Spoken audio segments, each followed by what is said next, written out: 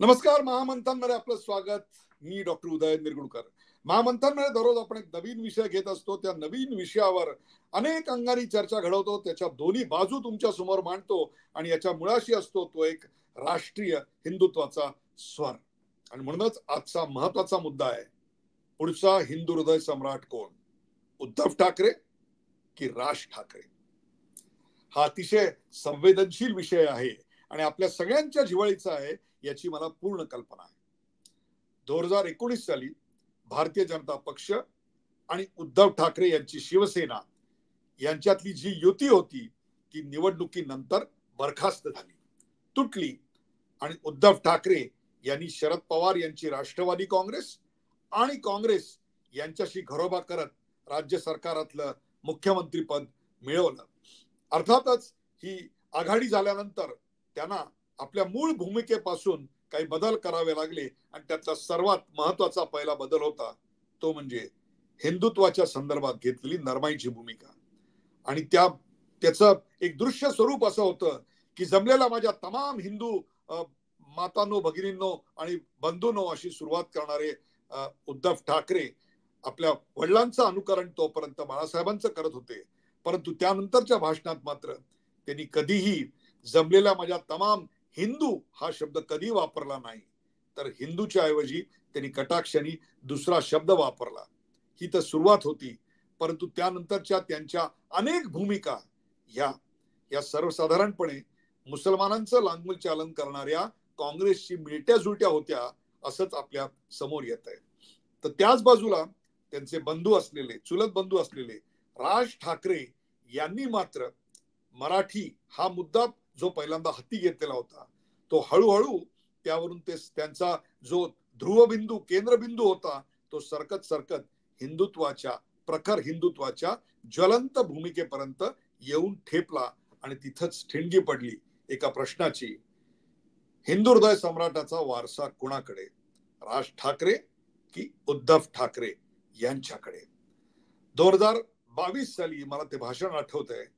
राज ठाकरे अंगावर पांढरा त्यांचा झब्बा आणि भगवी शाल पांघरून भाषण करत होते आणि सात्विक त्वेषानं, संतापानं ते सांगत होते की मशिदींवरचे भोंगे आणि रस्त्यावरचे नमाज बंद झाले पाहिजेत.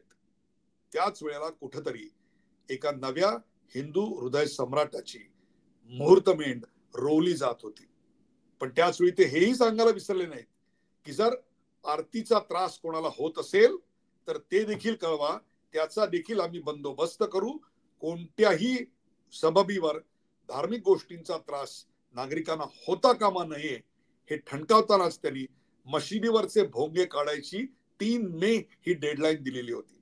आणि त्यानंतर 4 मे पासून त्या मशिदींसमोर मोठ्या आवाजात लाऊडस्पीकर लावून हनुमान चालीसा म्हटलं जाईल आणि त्यानंतरच्या कायदा सुव्यवस्थेची जबाबदारी ही शासनाची असेल असं देखील त्यांनी त्यांच्या पद्धतीनं ठणकावलेलं होतं. अर्थात त्या आधीचे आणि त्यानंतरचे न्यायालयाचे सगळे निवाडे, मुंबई हायकोर्ट असेल किंवा सुप्रीम कोर्ट असेल, हे सर्व राज ठाकरे यांनी घेतलेल्या भूमिकेशी साधर्म्य साधणारे किंवा त्यांच्या मागे ठामपणे उभे राहणारे होते.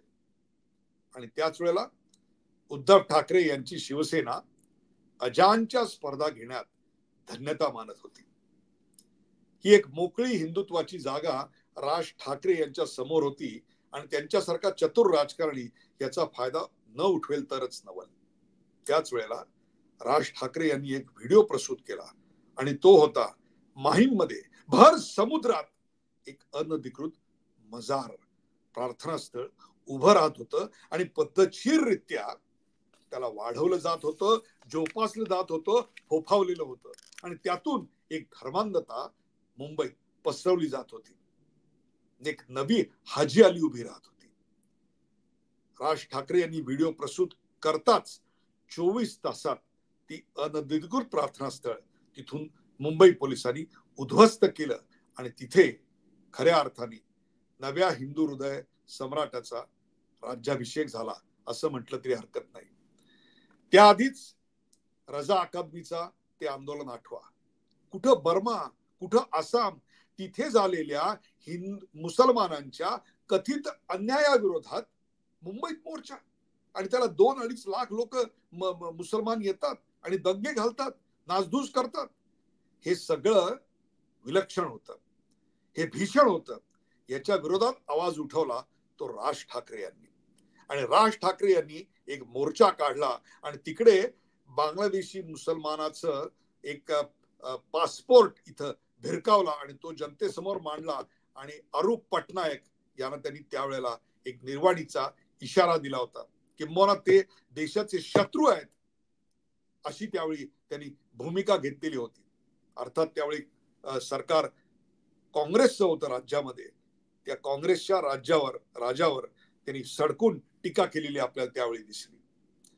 खर तर राज ठाकरे यांनी सातत्याने स्थलांतराचा, विशेषतः बांगलादेशी आणि रोहिंग्या मुसलमानांच्या स्थलांतरितांचा मुद्दा कायम लावून धरलेला आहे. मला एक मुलाखत आठवते.